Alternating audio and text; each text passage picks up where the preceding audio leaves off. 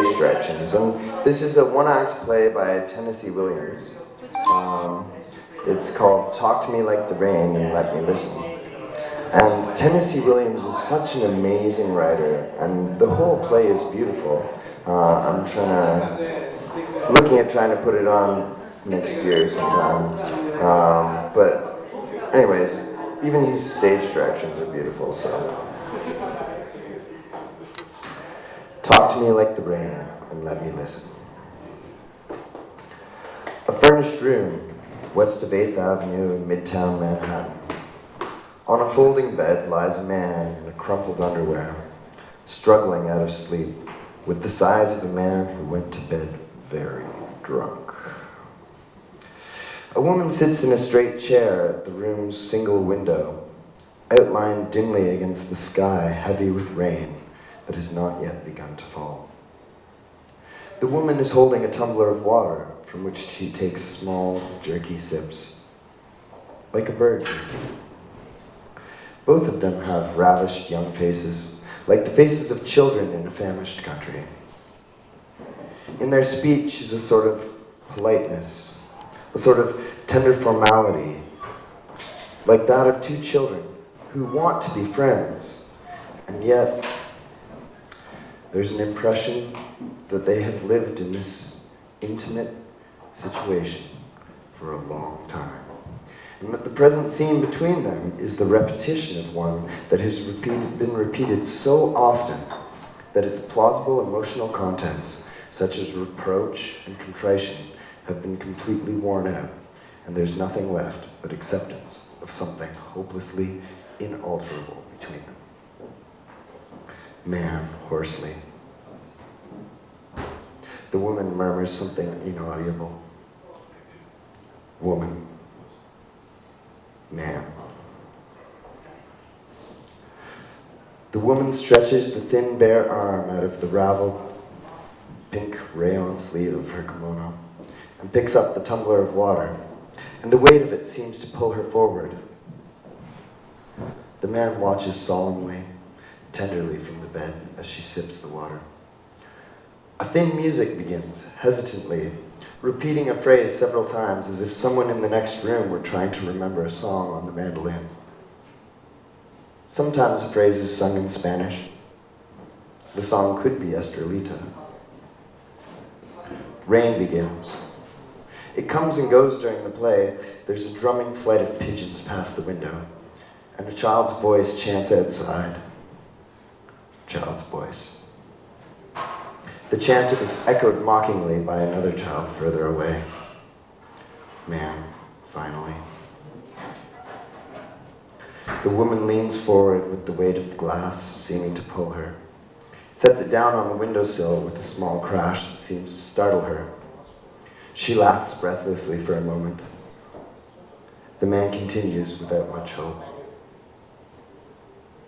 Woman, man, woman, man, woman, man, woman, man.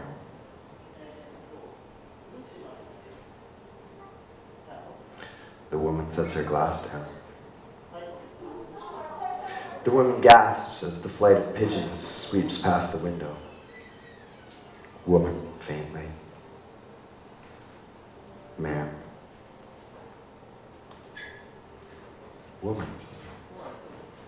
Man. Woman. Man. Woman. Man. Both of them rise and meet in the center of the room. The glass is passed gravely between them. He rinses his mouth, staring at her gravely, and crosses to spit it out the window. Then he returns to the center of the room and hands the glass back to her. She takes a sip of water. He places his fingers tenderly on her long throat. Pause. The mandolin is heard. His fingers trail across her forehead and eyes. She closes her eyes and lifts her hand in the air, as if about to touch him. He takes the hand and examines it upside down. And then he presses the fingers to his lips. When he releases her fingers, she touches them. She touches his thin, smooth chest, which is smooth as a child's, and then she touches his lips. He raises his hand and lets his fingers slide along her throat into the opening of her kimono. As the mandolin gathers assurance, she turns and leans against him, her throat curving over his shoulder, and he runs his fingers along the curve of her throat and says, "Woman." She says this almost gaily, laughing at the statement. The man holds her tight to him with a small, shocked cry. She laughs convulsively. Man. Woman. Man. He falls back across the bed, rolls on his belly, one arm hanging over the side of the bed, and occasionally drumming the floor with his knuckles. The mandolin continues. Woman. Man. Woman. Man. Woman. Man. Woman. She returns to the window. Man. Woman. The woman sits by the window and sips the water. Man. Woman. Man. Woman. Man. Woman. Man. Woman. She gets up and moves about the room as she continues.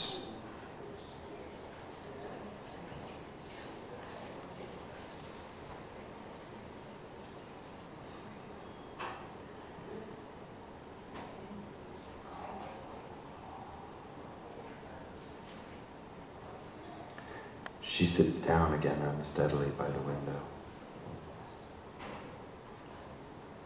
Man. Woman. He crosses to her and raises her forcibly from the chair. Man. Presses his mouth against her throat. Woman. He releases her, and she crosses to the center of the room, sobbing uncontrollably.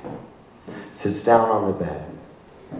He sighs and leans out the window, the lights flickering behind him, and the rain coming down harder. The woman shivers and crosses her arms against her breast. Her sobbing dies out, but she breathes with effort. Light flickers, and the wind whines coldly.